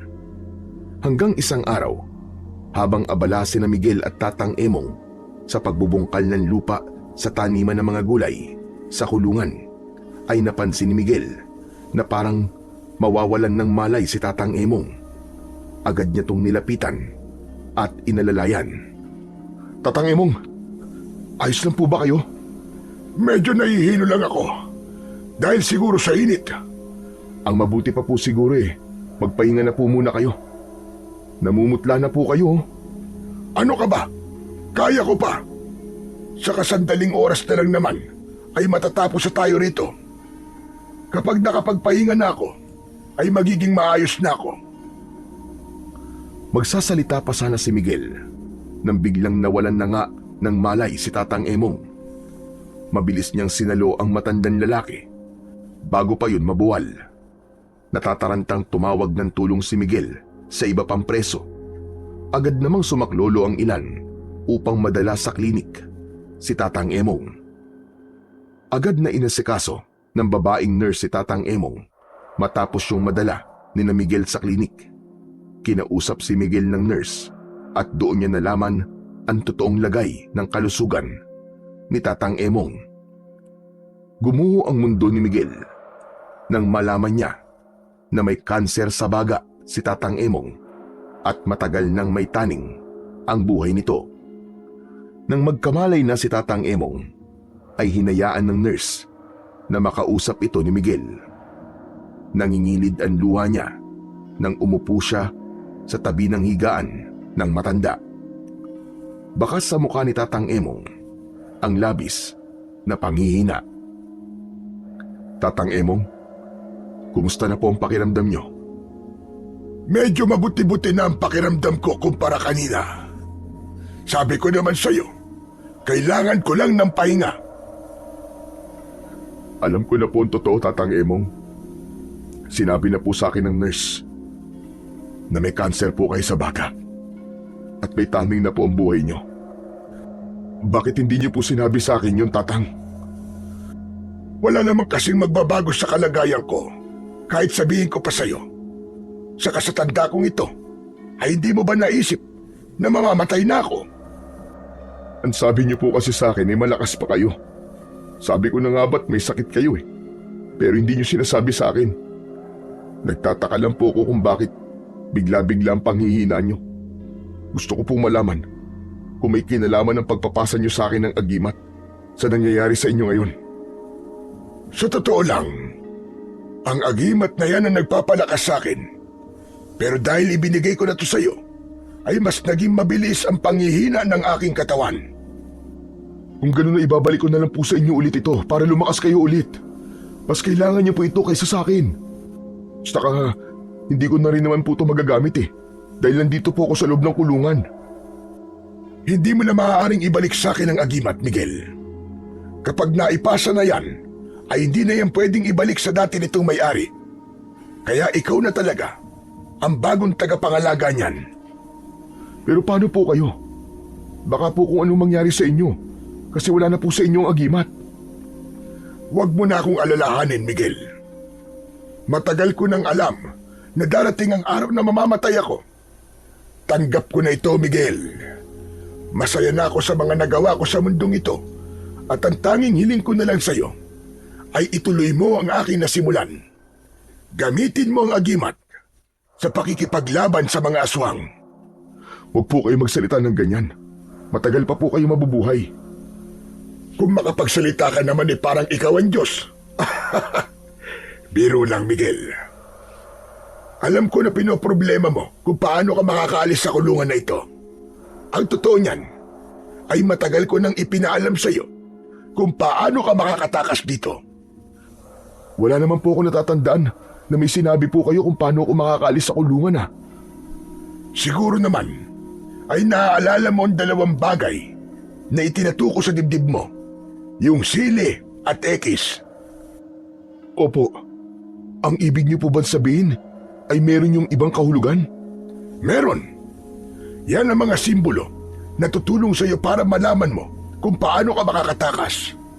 Nang sa gayon, ay makabalik ka na sa baryo nyo at magawa mo na ang dapat mong gawin doon. Pero saka ko nasasabihin sa iyo ang kahulugan ng mga tattoo na yan. Inaantok na ako at kailangan ko muna matulog. Pagkagising ko, ay sasabihin ko na kagad sa iyo ang lahat. Sige po, patulog na po muna kayo. Pero mangako po kayo sa akin nagigising pa po kayo. Masaya akong nakilala kita, Miguel. Matapos yung sabihin ni Tatang Emong ay pumikit na ito. Nais pa sana itong kausapin ni Miguel pero wala na siyang nagawa dahil mabilis na itong nakatulog. Mabigat ang loob na iniwanan niya si Tatang Emong sa klinik. Umasa siya at nagdasal na sana ay huwag munang kunin ng Diyos si Tatang Emong. Sa maikling panahon kasi na nakasama niya ito ay labis nang napalapit ang loob niya sa matandang lalaki. Ngunit sa kasamaang palad, hindi na nagising pang muli si Tatang Emong. Sa araw din na yon ay nalaman ni Miguel na pumanaw na si Tatang Emong habang natutulog. Pakiramdam ni Miguel ay gumuho ang kanyang mundo. Hindi niya matanggap na ang kaisa-isang tao na naging kaibigan niya sa loob ng kulungan ay sumakabilang buhay na. Dahil wala ng pamilya si Tatang Emong, ay inilibing ito sa sementeryo na malapit sa kulungan. Laking pasasalamat ni Miguel nang pumayag ang mga pulis na dumalo siya sa paglilibing kay Tatang Emong. Kaya kahit paano ay naging magaan ng pakiramdam niya dahil nagawa niyang ihatid sa huling hantungan ang matanda. Nang nakabalik na si Miguel sa kulungan ay binalot siya ng matinding kalungkutan. Iyak siya ng iyak. Nang sumunod na araw, habang nasa taniman ng mga gulay si Miguel, ay wala siya sa kanyang sarili. Hindi kasi siya sanay na hindi niya kasama si Tatang Emong. Habang nakatulala si Miguel ay nakita niya ang mga nakatanim na sili na nasa pinakasulok ng pader na nakapalibot sa buong kulungan. Sandali, ang sabi sa akin ni Tatang Emong ay mga simbolo na tutulong sa akin para makatakas ako rito. Ang inilagay niyang tattoo sa akin. Hindi kaya ang mga sili na yun ang isa sa simbolo? Nilapitan ni Miguel ang mga sili. Sa pwesto niya ay wala nang nakakakita sa kanya dahil nasa pinakasulok na yon. Iginala niya ang kanyang paningin hanggang sa may nakita siyang malapad na bato sa gitna ng mga nakatanim na sili. Sa ibabaw ng batong yon ay may nakaukit na hugis ekis. Tama nga ako. Ang lugar na to ang tinutukoy ng mga simbolong itinato ni Tatang Emong sa akin. Pero paano naman ako makakatakas gamit ang sili at ang batong may ekis? Hindi kaya. Ang sili ay ang palatandaan ng lugar kung saan ako maaaring makalabas ng kulungan. At ang batong ekis naman ay ang marka ng daan palabas.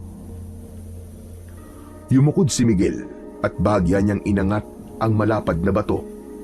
Nagulantang siya nang may nakita siyang lagusan sa ilalim nun. Nanlamig siya nang napagtanto niya na isa yung lagusan. Siguro'y matagal nang ginawa ni Tatang Emong ang lagusan na to. Tatang Emong, kung nasan ka man ngayon ay nagpapasalamat ako sa lahat ng tulong mo sa akin. Nangangako ko na hindi ko po kayo bibiguin. Hindi na nagdalawang isip pa si Miguel. Alam niyang wala ng ibang tamang oras para tumakas siya, kundi sa oras din na yon. Luminga muna siya at nang masiguro niyang walang tao sa paligid, ay sa kanya tuluyang inalis ang bato. Pumasok siya sa hukay at ibinalik niya ang bato sa dati nitong pwesto. Gumapang si Miguel sa masikip na lagusan. Hindi niya ininda kahit may mga batong bumabaon sa braso niya. Makalipas ang ilang minuto, ay narating niya na ang dulo ng lagusan.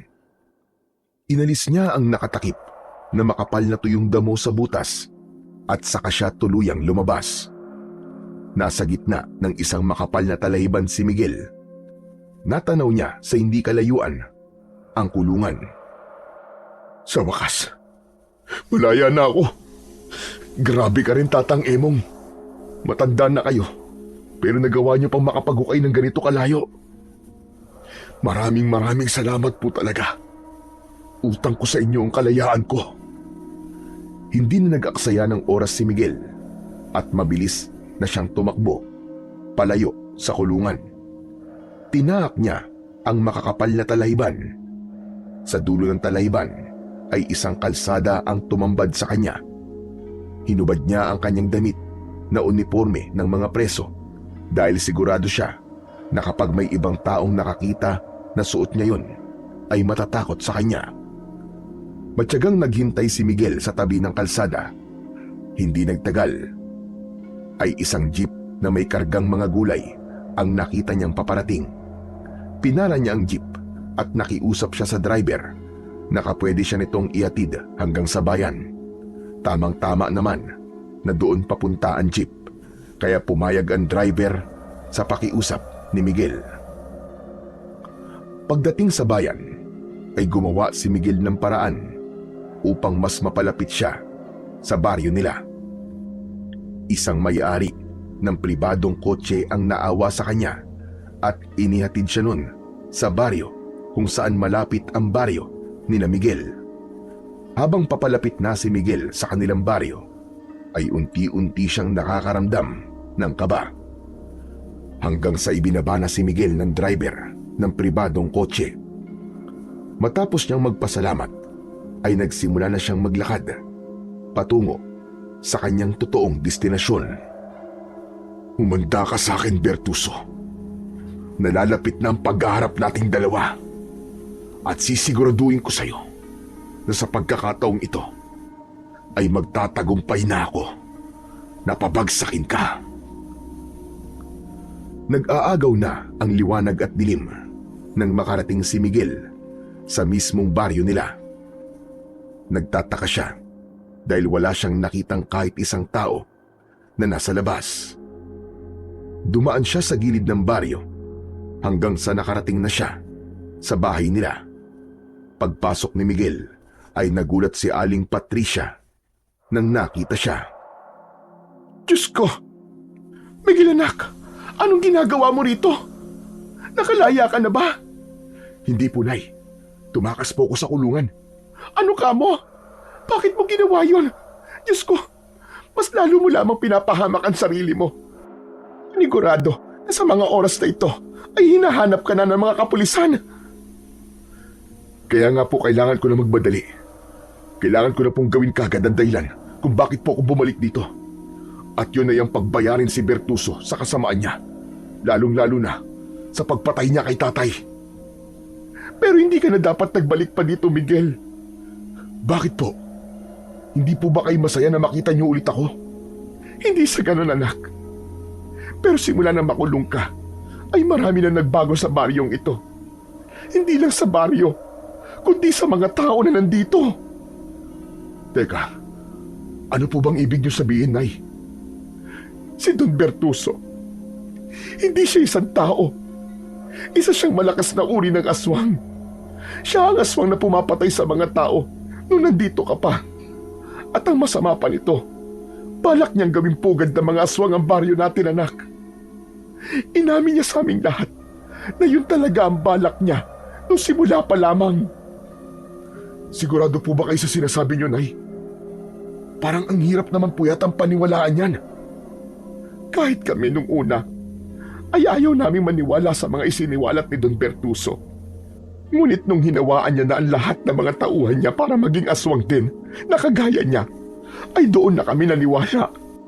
Pati ang ibang mga alipin ay ginawa na rin niyang aswang. Habang ang ibang alipin naman ay nakakatulong pa rin at ginagawang pagkain nila Don Bertuso. Ngunit may mga kagaya kong alipin na hindi nakakulong upang magtrabaho sa taniman. Napakahayop talaga ng Bertuso na yun. Napakasama niya. Mabuti na lang at bumalik ako rito. Dahil ako ang tatapos sa kasamaan niya. Anak naman, mas makakabuti kung aalis ka na lang dito. Hindi mo siya kayang labanan. Ipapahamak mo lamang ang sarili mo, anak. Huwag po kayo mag-alala, Nay. Dahil may nakilala po ako sa kulungan na isang manunugis. Ito po. Tignan niyo po itong suot kong kwintas. Isa po itong agimat na malakas na panlaban sa mga aswang. Ibinigay po ito sa akin ng manunugis na yun. Sisiguraduhin ko po na lahat ng mga aswang dito sa baryo natin ay papatayin ko. Uubusin ko silang lahat. Kung ganon, pati pala ako ay dapat mo na rin patayin. Po?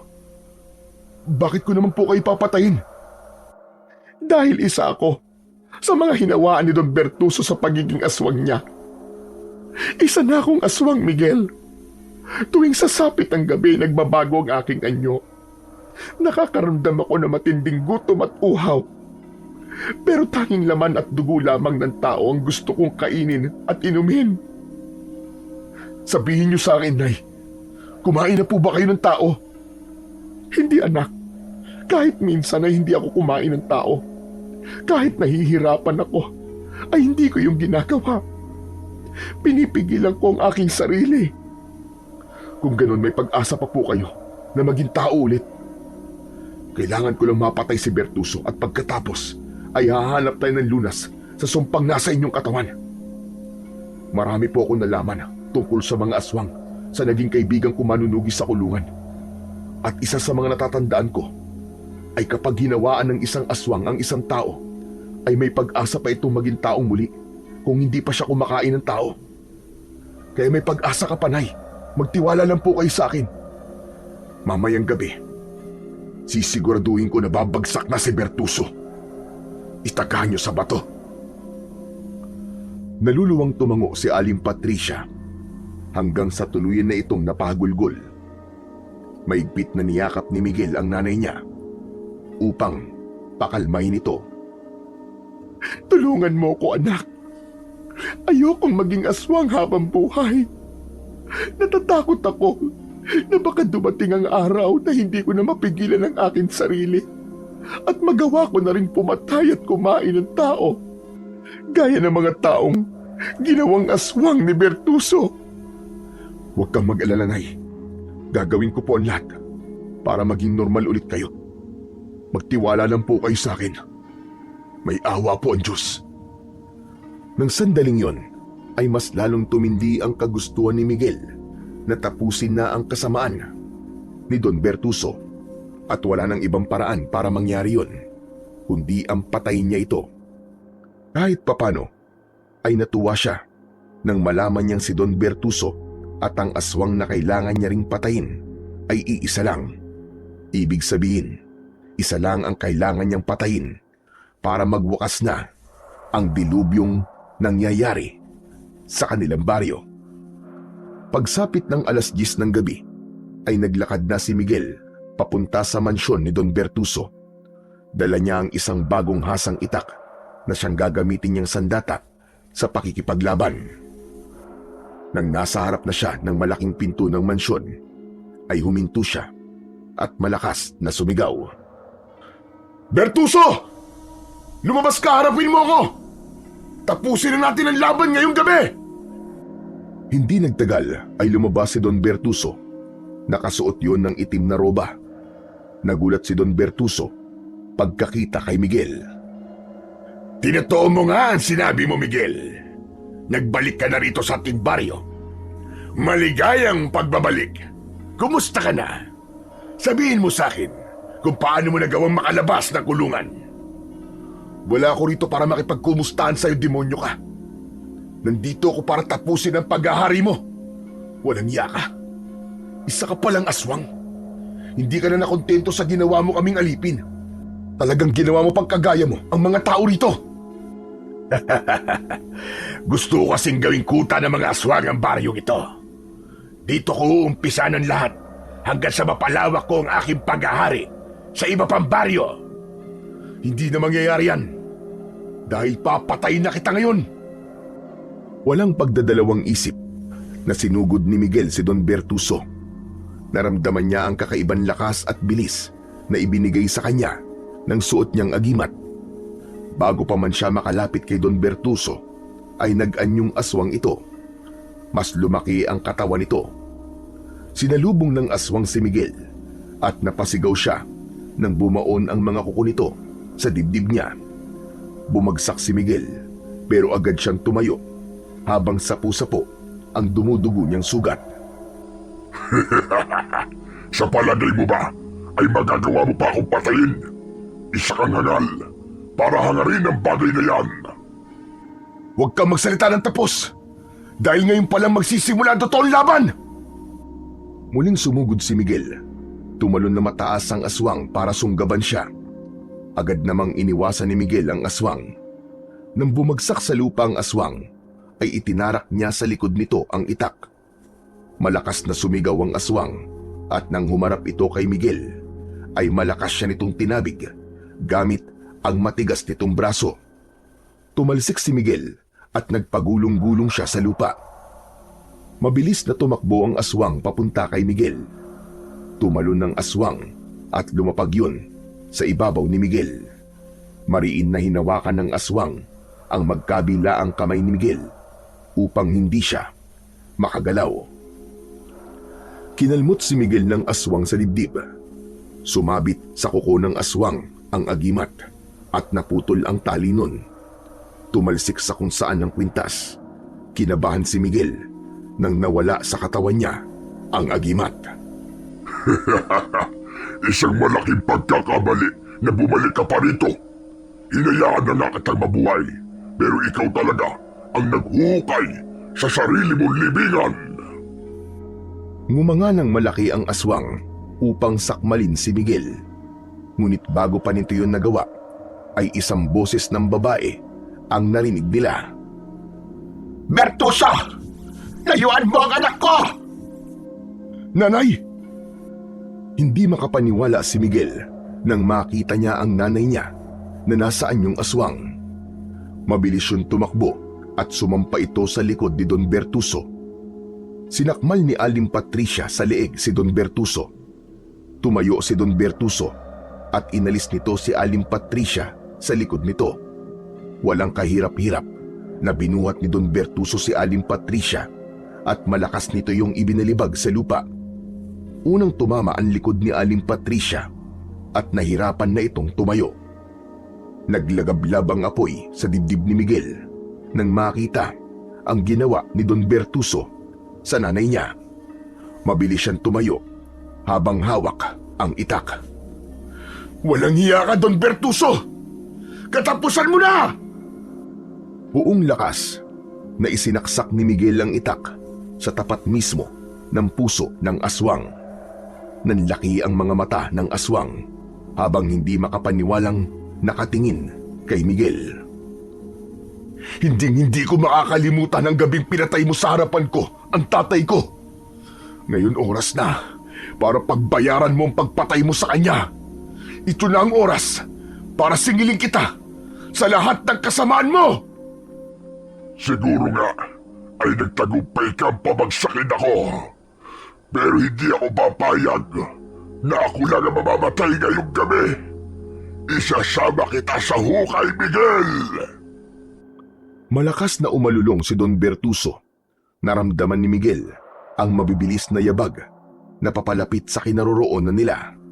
Nang hilakbot siya, nang nakita niya ang mga aswang na paparating. Hindi na nag-aksaya ng sandali si Miguel. Hinugot niya ang itak mula sa dibdib ni Don Bertuso at ginilitan niya ito sa leeg. Sa lalim ng sugat nito sa leeg ay halos humiwalay na ang ulo nito sa katawan nito nang bumagsak yon sa lupa. Matapos mamatay ni Don Bertuso, ay inihanda naman ni Miguel ang sarili sa pagharap niya sa mga aswang na paparating. Hanggang sa narinig ni Miguel ang sigawan ng mga taong nakakulong sa kulungan na gawa sa kawayan na nasa gilid ng mansyon. Inuuga ng mga tao ang kulungan. Hindi nagtagal ay nasira ang kulungan at sabay-sabay na lumabas ang mga tao mula roon. Lahat ay kumuha ng kahit na anong bagay na pwedeng gamiting sandata, gaya ng bato at mga kawayan na mula sa nasirang mga kulungan. Sinugod ng mga tao ang mga aswang. Matapang na nilabanan ng mga tao ang mga yon. Naramdaman ni Miguel ang nagsusumidhing kagustuhan ng lahat na tuluyan ng alisin ang kasamaan sa baryo nila. Agad na tinulungan ni Miguel ang mga tao sa pakikipaglaban sa mga aswang. At dahil sa kanilang pagtutulungan, ay mabilis nilang naubos ang mga aswang. Hindi nagtagal, ay wala ng buhay na aswang ang natira sa harapan ng mansyon ni Don Bertuso. Habang nagsasaya ang mga tao, ay nilapitan ni Miguel ang kanyang ina. Bahagya niyang inangat ang ulo nito. Nasaan yung aswang pa rin, si Aling Patricia. Nay, gumising po kayo, parang awa niyo na. Nay, huwag niyo po akong iiwan. Hindi makapaniwala si Miguel nang unti-unting bumalik sa pagiging tao si Aling Patricia. Nang tuluyan na yung naging tao, ay nagising na ito. Nay! Nay! Salamat sa Diyos at buhay ka! Mahigpit na niyakap ni Miguel si Aling Patricia. Isang bagay ang nakapanya sa likod nito. Nang tignan niya kung ano ang bagay na yon, ay nalaman niya na nakatusok sa likod ng nanay niya ang kanyang agimat na krus. Bahagya yung nagliliwanag. Maingat na kinuha ni Miguel ang agimat. Totoo nga sinabi ni Tatang Emong. May iba pang kapangyarihan ng agimat na to. Nay, inalis po ng agimat ko ang pagiging aswang niyo nang tumusok po ito sa inyong katawan. Sa tingin ko po, ay nilinis nito ang sumpang inilagay ni Bertuso sa inyo. Ito na pala ang lunas na kailangan natin. Nararamdaman ko nga, anak. Wala na ang pagiging aswang ko. Maraming salamat sa iyo, Miguel. Salamat dahil bumalik ka rito. Hindi po ba nangako po ko sa inyo na babalikan ko po kayo? Isa pa, hindi ko po kayang pabayaan kayo. Kaya ginawa ko po ang lahat para makatakas sa kulungan. At wala po akong pinagsisisihan sa ginawa ko na yun. Dahil nagbunga ng maganda ang pagtakas ko. Simula noon, ay unti-unting bumalik sa normal ang buhay ng mga tao sa baryo ni Miguel. Lahat ng tao ay nagpasalamat kay Miguel sa kabayanihan niya. Ang tagumpay na yon ay buong pusong inalay ni Miguel kay Tatang Emong. Muling nagkaroon ng imbestigasyon sa kaso ng pagpatay sa tatay ni Miguel at kay Lando at napatunayan na walang kasalanan si Miguel. Nabura ang masamang paratang laban sa kanya at tuluyan ng naghilom ang sugat ng nakaraan. Natutunan ni Miguel na basta't malinis ang hangarin at tapat ang puso niya, ay tiyak na makakamit niya ang tagumpay. Napatunayan din niya na ang kasamaan ay kailanman hindi magwawagi sa kabutihan.